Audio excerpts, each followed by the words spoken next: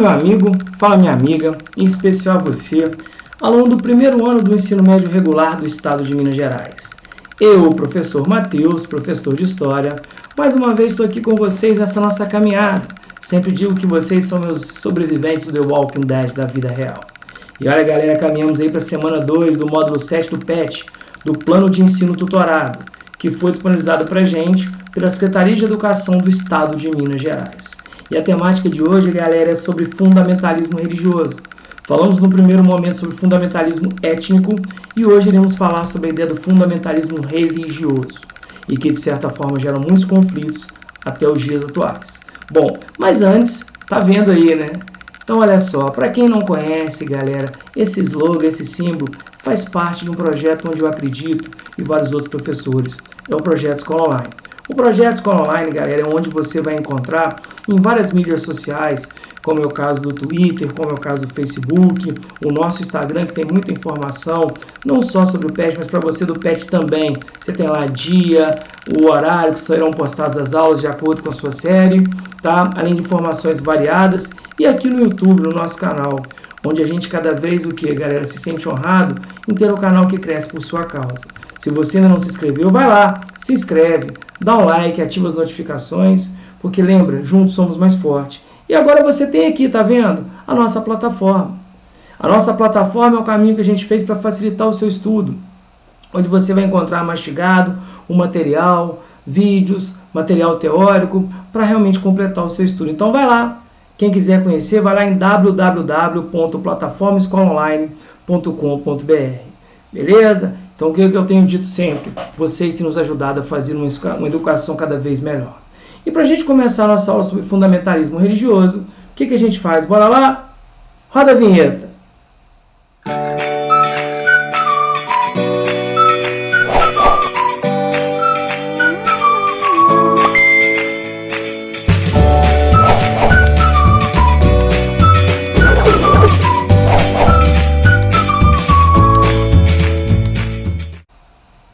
Bacana, né? Então a gente pode começar. E aí nessa nossa linha de filosofia, seguindo aí o meu guru, meu mestre, professor Galvão, tem uma outra dica. Se você às vezes está pensando em ficar acordado, penso eu, quando quero ficar acordado, eu bebo café. Logo, a Cláudia Leite. Fica a dica, vamos seguir, vamos falar sério, galera. Bom, leia o texto a seguir e responda as questões.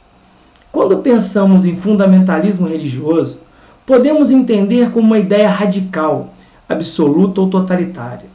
O fundamentalismo existe em praticamente todas as expressões religiosas da humanidade, mas não é um fenômeno causado pela instituição, mas pelo indivíduo seguidor ou fiel da religião. Às vezes o cara fica cego, tá? E aí as pessoas levam isso ao pé da letra.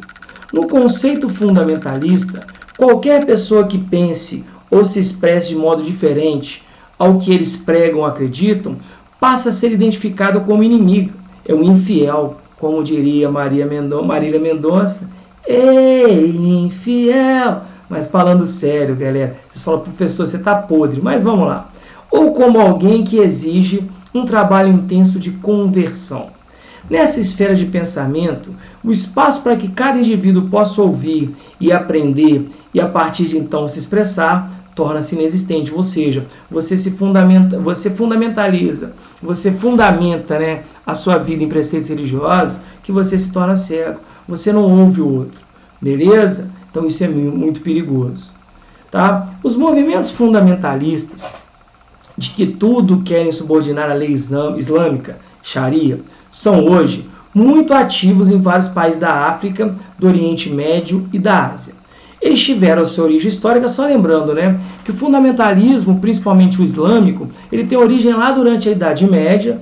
Lembra quando você, por exemplo, tem a ideia de Maomé, que vai nascer em 532, tá? E de certa forma vai morrer em ele nasce em 570 e morre em 632. Então, o nosso querido Maomé, o Mohammed, ele tem um papel fundamental em unificar unificar o povo árabe através do islamismo, tanto que a ideia de Islã indica a ideia de submissão. E a morte do Maomé ela vai gerar um problema, né? Que é a divisão dos grupos. por perguntar quem seria o novo profeta, você divide entre sunitas e xiitas, uma maioria e uma minoria. Claro, cada um tem os seus preceitos, mas independente de ser sunita ou xiita, porque a gente sempre acha que terrorista é xiita, não. É aquele que, de certa forma, leva o fundamentalismo. Por exemplo, o Estado Islâmico. Ele é composto por sunitas. Ok? Então a origem está muito ligada à Idade Média, quando a gente falava da ideia da jihad, da Guerra Santa, quando então, por exemplo, com a morte de Maomé, os muçulmanos, os islâmicos, queriam levar a palavra de Alá adiante. Então vamos lá. Então, por exemplo, teve a sua origem histórica. No desenvolvimento do islamismo, durante a Antiguidade e na Península Arábica. Galera, está falando sobre a Idade Média. Perfeita? Na expansão da civilização árabe, durante a Idade Média, tanto no Ocidente quanto no Oriente. Você fala, opa, Idade Média, logo após a morte de Maomé, show de bola. Na derrocada do socialismo, depois do fim da União Soviética, no início dos anos 90, gente, 1990, galera, isso já tem o fundamento, já tem o islamismo, o islamismo, como eu falei, ele vai surgir no século VI, tá? E, claro, a oficialização dele, de certa forma, no século VII, quando Maomé consegue fazer o que ninguém havia feito, em 630, a criação do primeiro Estado Islâmico. Tá? No estabelecimento do Império Turco-Otomano, com base em Istambul durante a Idade Moderna. Você falou, opa, Idade Moderna, tá? Pula, beleza? Na ocupação do mundo árabe pelos europeus, entre a segunda metade do século XIX e a primeira do século XX. Você fala, pode parar, porque eu sei que está ligado à ideia da Sharia. Hoje, galera, tem vários países no Oriente Médio, igual eu cito aí na África, que a lei que vigora é a lei religiosa. Eles se submetem muito mais à lei religiosa, muito mais a preceitos do Alcorão, do que propriamente a constituições que possam ser votadas. Beleza? Então, se eu tiver que marcar, B de bem bom, bem certo, bem correta, show de bola. Galera, vamos lá? Fundamentalismo é todo movimento religioso que enfatiza a verdade literal dos textos sagrados, como a Bíblia cristã e o Corão islâmico. Nas últimas décadas, esse fenômeno tem chamado a atenção de estudiosos. Em relação ao tema, é correto afirmar que... Galera, aqui segue uma curiosidade pelo seguinte. Tem uma galera que durante muito tempo falava que o mundo estava... E isso realmente é verdade, essa galera estava correta. Que a gente viveu uma ordem bipolar entre o socialismo e o capitalismo, a tal da Guerra Fria. E tem um historiador chamado Francis Fukuyama que ele falava que com o fim da Guerra Fria a história ia acabar. E aí tem um cara, um norte-americano chamado Samuel Huntington, que ele traz pra gente uma ideia que eu acho bacana, que ele vai levantar a teoria do choque das civilizações. Ou seja, que quem achava que com o fim, da Guerra Fria a gente viveria uma época de paz, se enganou. Porque a gente passaria a ter o quê, galera? Novos conflitos, agora muito ligado à esfera cultural e religiosa. Então esses fundamentalismos estão muito ligados a isso, a uma proposta levantada pelo Samuel Huntington. Então, é só para vocês poderem entender. Tá? Então, o que a gente pode afirmar? O fundamentalismo islâmico é um fenômeno muito antigo e, por isso, não apresenta relação com o avanço da cultura ocidental sobre o mundo árabe. Pelo contrário, o fundamentalismo islâmico ele cada vez mais propaga porque ele tenta conter o avanço do Ocidente sobre a cultura do Oriente. Tá? Então, de cara está fora. Os conflitos no mundo pós-Guerra Fria são entre culturas ou civilizações diferentes, como o Islã e o Ocidente, segundo o cientista político Samuel Huntington. Eu acabei de falar disso. Claro que eu meio que indico a ideia de uma resposta, mas ela está muito ligada. Porque quem achava, beleza, caiu o muro de Berlim, acabou a União Soviética. Veio lá o 11 de setembro. O mundo fica apavorado. Hoje, olha grupos fundamentalistas religiosos que brigam, né? Hoje o Ocidente trabalha com o islamismo como todo muçulmano sendo terrorista. O terrorista, perdão, pelo amor de Deus, o muçulmano, tá, galera, nos olha como infiel. Então isso a gente percebe que o fim da Guerra Fria não trouxe a tão sonhada paz. O fundamentalismo religioso perdeu totalmente a força no mundo contemporâneo devido ao triunfo definitivo da secularização. Gente, perdeu, olha quantos grupos surgem aí. Falamos aí sobre o Boko Haram na Nigéria, sobre o Estado Islâmico na questão da Síria, entre a Al-Qaeda, que mesmo com a morte do Osama Bin Laden ainda atua. Então, gente, olha, por exemplo, os atentados que ocorrem, eles cada vez mais se fortalecem. Tá? O declínio de organizações religiosas cristãs fundamentalistas nos Estados Unidos e na Europa é um dos fenômenos mais marcantes das últimas décadas. Pelo contrário, tá? Esses grupos fundamentalistas às vezes ganham força, tá? Realmente você tem a igreja mais tradicional, mais tranquila, ela realmente vem perdendo. Agora, essa linha fundamentalista tem ganhado muito espaço. Show? Os fundamentalistas religiosos de hoje defendem a tradição contra a modernidade, através de métodos estritamente tradicionais, como pregações em lugares públicos. Pelo contrário, eles se privam. Eles realmente valorizam cada vez mais os seus templos, para que eles possam se resguardar, em função do quê? Desse radicalismo que a gente está vivendo. Beleza? Então, se a gente tiver que marcar aqui, claro, né, meio que indicado, mas aquela B de bem bom, bem certo, bem correto. Show de bola? Segue o barco? Então vamos lá, moçada. Na América Inglesa, não houve nenhum processo sistemático de catequese e de conversão dos índios ao cristianismo, apesar de algumas iniciativas nesse sentido. Tá? Porque quando eu falo da América Inglesa, galera, quando a gente fala da ocupação dos Estados Unidos propriamente dito, as pessoas que para lá estão indo são puritanos. Eram pessoas que eram perseguidos religiosos, de católicos, e que meio que não tinham tanta preocupação, igual aconteceu na América Espanhola e América Portuguesa, quando os jesuítas tiveram muito papel. Lembra, os jesuítas tiveram um papel definitivo na cultura, na formação da nossa cultura. Agora, nos Estados Unidos, os puritanos não tinham essa preocupação com o índio. Tá? Brancos e índios confrontaram-se muitas vezes e mantiveram-se separados. Tá? Mas não era muito para a preocupação do branco em converter o índio. Índio de um lado, branco do outro. Na América Portuguesa, a catequese, que nada mais é do que você impor sobre o nativo a religião católica, a dos índios começou com o próprio processo de colonização, e a mestiçagem teve dimensões significativas.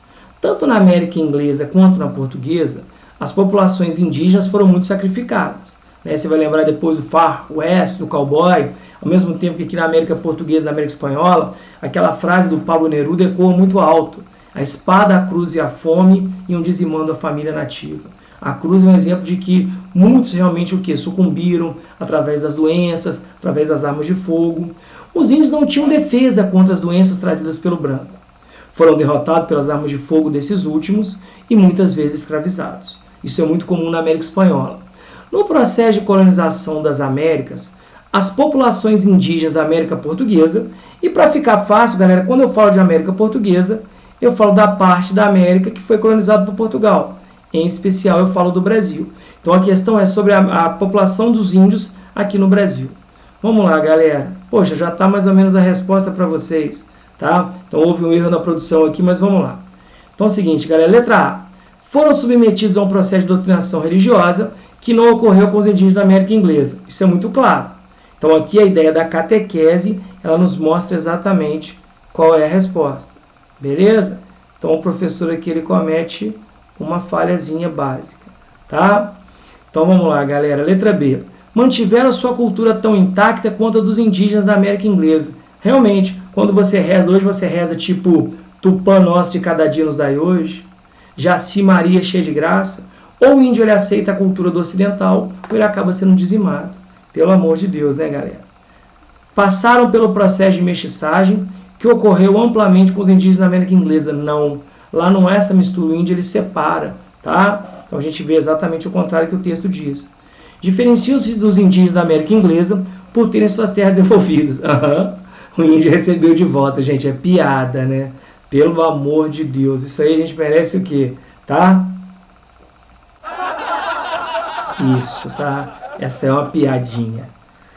Resistiram como os indígenas da América Inglesa às doenças trazidas pelos brancos. Resistiram? Acabou de falar que eles acabaram sucumbindo. Então a letra A de a mais certa acaba o quê? Nos atendendo. Fala na produção, mas ajuda na sua compreensão. Beleza? Então vamos lá, galera. Observe o gráfico abaixo. Que gráfico é esse? Então é o seguinte, você tem religiões do Brasil 2007. Mudou um pouco, mas vejam. Você tem lá a Católica Apostólica Romana, tá?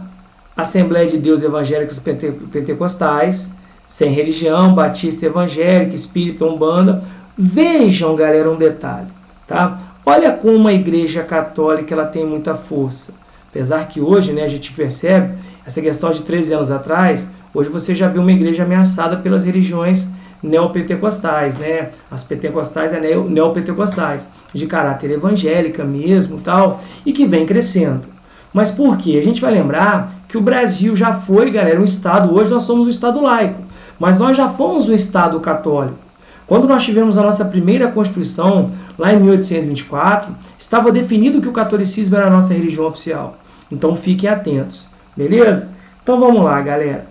Uma explicação de caráter histórico para o percentual da religião com maior número de adeptos declarados no Brasil foi a existência no passado colonial e monárquico da... Então, primeiro, na época colonial, a Igreja Católica não aceitava outra religião que não fosse o catolicismo. E quando veio a época da monarquia, quando veio o Império, o Brasil oficializa a Igreja Católica como oficial. Então, vamos lá. Então, quer dizer, o que explica o percentual da religião católica? Incapacidade do cristianismo de incorporar aspectos de outras religiões? Nossa Senhora, sem fundamento. Incorporação da ideia de liberdade religiosa na esfera pública? Galera, isso aqui, beleza, hoje a gente é um Estado laico, mas por que durante muito tempo, tá, a questão do seguinte, da Igreja Católica, ela realmente foi soberana? Permissão para o funcionamento de igrejas não cristãs? Acabei de falar que na época do período colonial, você não liberava, nem na época do período monárquico.